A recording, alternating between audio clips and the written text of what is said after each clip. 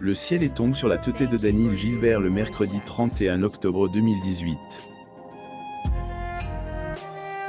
L'homme de sa vie attire sa révérence à l'âge de 75 ans. Entre Daniil Gilbert et Patrick Semaama, qu'était une merveilleuse histoire d'amour.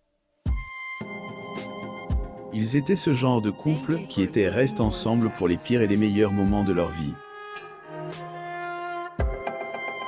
Les amoureux s'étaient rencontrés en 1991 dans un restaurant chinois à Paris.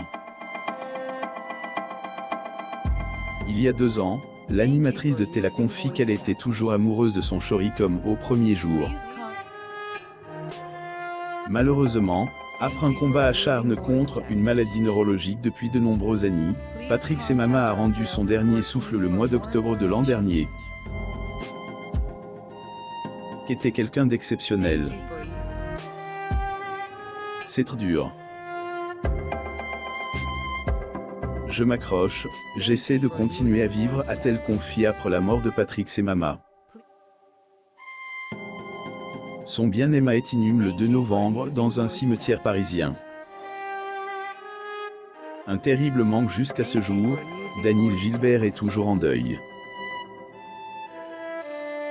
La présentatrice, lors d'une interview à Ici Paris, ne s'en est pas cachée. C'est très dur pour moi. Je m'en suis occupé jusqu'au bout. J'ai de l'énergie pour 2 alors je lui en donnais en effet, Daniil était resté à ses côtes jusqu'à son dernier souffle. Les derniers mois de Patrick Semaama, la présentatrice de Midi Première était restée à son chevet afin de l'aider.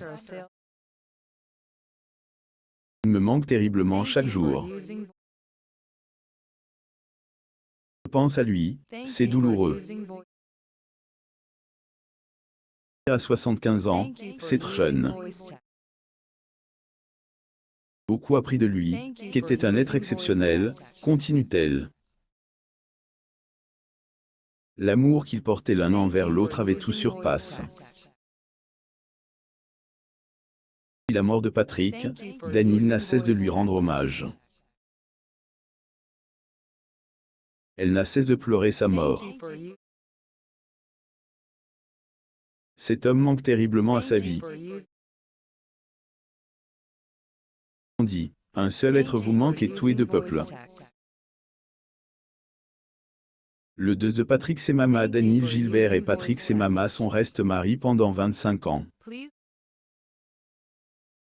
Mais dans cette union, ils ont décidé de vivre dans des appartements différents.